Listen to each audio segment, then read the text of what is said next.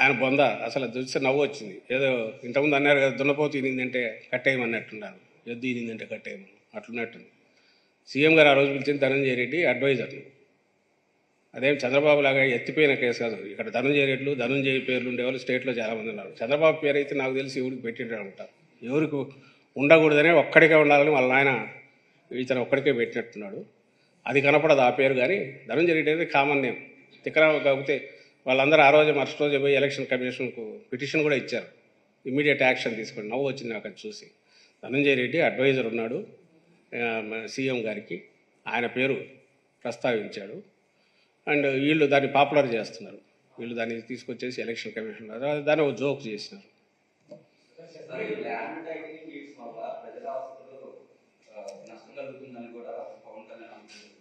నష్టం జరుగుతుంది కాదు, ఎంతవరకు పోయినా అంటే అతను ఇది మొత్తం జగన్ మద్దతుదారులకు కూడా చెప్తున్నా, రేపు మీవి కూడా మార్టిగేజ్ చేస్తాడు, అమ్మేసుకుంటాడు, జాగ్రత్త తను వచ్చేస్తే అని అన్నాడు.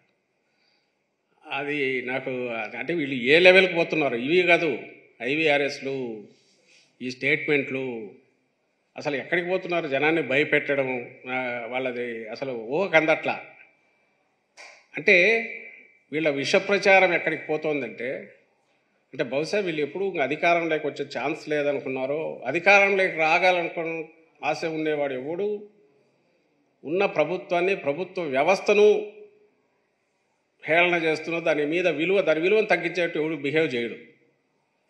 ఆ ప్రభుత్వం మీద, ప్రభుత్వ వ్యవస్థ మీద విశ్వాసం లేనివాడు, దాంతో పని లేనివాడే ఇంత అడ్డగోలుగా అరాచకంగా మాట్లాడతాడు. ఈరోజు జగన్మోహన్ రెడ్డి గారు ఉన్నారు, నిన్న చంద్రబాబు నాయుడు గారు మొన్న ఉన్నాడు, ఇంకో రాష్ట్రంలో ఇంకోరు ఉంటారు, అడ్మినిస్ట్రేషన్లో ఎవరు పొలిటికల్ వీళ్ళు వచ్చినా ఫైనల్గా ప్రభుత్వం అనేది ఒక వ్యవస్థ. ఆ వ్యవస్థ కొన్ని గైడ్లైన్స్, కొన్ని బిజినెస్ రూల్స్ గైడ్లైన్స్ ప్రకారం నడుస్తుంది. రూల్ ఆఫ్ లా ఉంటుంది. అంటే రూల్ ఆఫ్ లా లేదనే వాళ్ళ ఉద్దేశం. ఈజ్ ఇట్ పాసిబుల్ నిజంగా ఎవరైనా ముఖ్యమంత్రి భూములన్నీ తీసుకొని అమ్మేసుకోవడము, మార్టిగేజ్ చేసుకోవడము చేయగలడా? లేదని వాళ్ళకు కుదరదని వాళ్ళకి తెలియదా? రాజ్యాంగబద్ధంగా ఎన్నికైన ప్రభుత్వం అది ఎవరు వచ్చినా సరే అది కొన్ని కట్టుబాట్లకు లోబడి, చట్టాలకు లోబడి పనిచేయకుండా ఉంటే ఈ రాజ్యాంగం ఏంది, దేశం ఏంది? దేశం నడుస్తుందా? కేవలం నువ్వు అధికారంలో లేవు కాబట్టి నువ్వు కాదు, అదే మీ దత్త తండ్రి ఆయన ఎలాగో అధికారంలోకి ఈయన వచ్చే ఛాన్స్ లేదు, ఆయనకు చంద్రబాబు ఇచ్చే ఛాన్స్ లేదు. ఆయన గురించి ఈయన ఈ ఆందోళన యాగే అంతా చేస్తున్నాడు.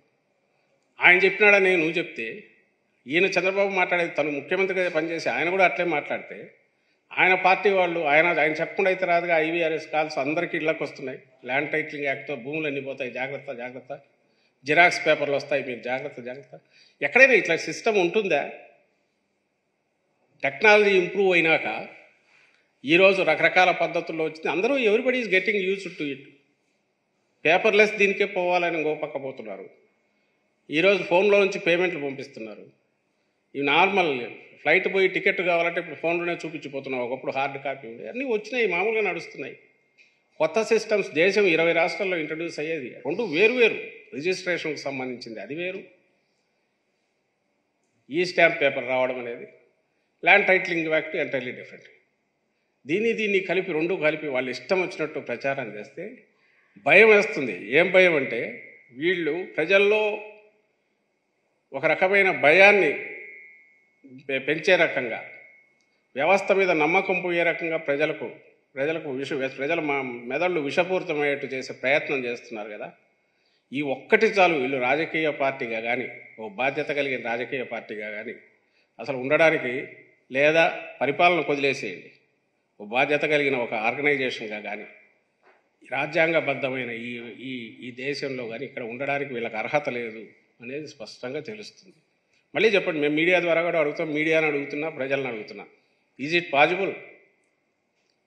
ఇట్ పాజిబుల్ ఒక ముఖ్యమంత్రి తను అనుకున్నట్టు చంద్రబాబు చేసే ప్రయత్నం చేశాడు.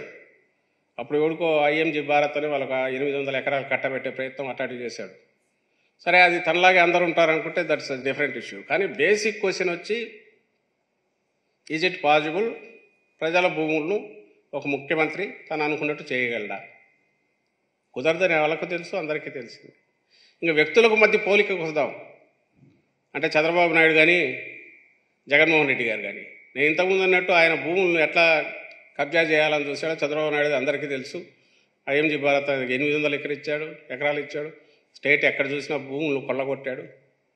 అండ్ రాచి రంపాన పెట్టాడు. ఆయన హయాంలోని చుక్కల భూముల గందరగోళం, లేకుంటే డూప్లికేట్ రిజిస్ట్రేషన్లు, ఎలక్ట్రానిక్ దాంట్లో ఎక్కి అంతా భూములన్నీ అడ్డగోలుగా ఇచ్చేసిన వ్యక్తి చంద్రబాబు అయితే, జగన్మోహన్ రెడ్డి గారు లిబరేట్ చేశారు, రైట్స్ ఇచ్చారు. పదన మీరు గమనించుంటారు, ధర్మాన ప్రసాద్ గారు రెవెన్యూ మంత్రి గారు ఎక్స్ప్లెయిన్ చేశారు. ఈయన చేసింది అసైన్ ల్యాండ్స్ ఎప్పుడో ఈ స్వాతంత్రం వచ్చిన దగ్గర నుంచి 20 ఏళ్ల క్రితం వరకు ఉన్నవన్నీ ఫ్రీ చేశాడు. చుక్కల భూములు 3 లక్షల ఎకరాల దాకా ఫ్రీ చేశాడు. ఓనర్షిప్ ఇచ్చాడు రైతులకు, కానీ దాని మీద హక్కు ఉన్న వాళ్లకు, వ్యవసాయం చేసుకుంటూ చాలా కాలం ఉన్న వాళ్ళందరికీ వాళ్ళకు భూములు వచ్చే రకంగా చేశాడు. ఇళ్ల పట్టాలు ల్యాండ్ కొని దాదాపు 13,000 కోట్లు పెట్టి ల్యాండ్ కొని సైట్లు చేసి ఇచ్చాడు. అది ఇచ్చే చెయ్యి. చంద్రబాబుది లాక్కొని దోపిడీ చేసే చెయ్యి. ఏమరపాటు నువ్వు ఉంటే నీ జోబు నిలువు దోపిడీ చేసే చెయ్యి అది చంద్రబాబు నాయుడు. ఇది ప్రజలకు తెలియదా? కానీ నేను ఇంతకుముందు అన్నదే, డెస్పరేషన్లో ఉన్నారు, దిక్కు తెలియట్లా, ఏం మాట్లాడాలో తెలియట్లా. ఇంకా తిట్టడము, కన్ఫ్యూజ్ చేయడం, విషప్రచారం చేయడం, ఆఖరకు తద్వారా జనం కన్ఫ్యూజ్ అయ్యి ఏదో ఒక రూపంలో మాకు బెనిఫిట్ జరుగుతారు, వాళ్ళకి బెనిఫిట్ జరుగుతుందేమనే ఆశ. ఇంక 10 రోజులు ఇది ఎట్లా భరించాలని కూడా అర్థం కావట్లే. ఏ రోజు ఏం మాట్లాడతారో తెలియదు. క్యారెక్టర్ అసాసినేషన్, తిట్లు, బూతులు, లేని అబద్ధాలు, అబద్ధ ప్రచారాలు, విష ప్రచారాలు, ఇవన్నీ చేసి అసలు ప్రతిపక్షంగా కూడా మేము అనర్హులం అనేది ఖచ్చితంగా వీళ్ళు రుజువు చేసుకున్నారు.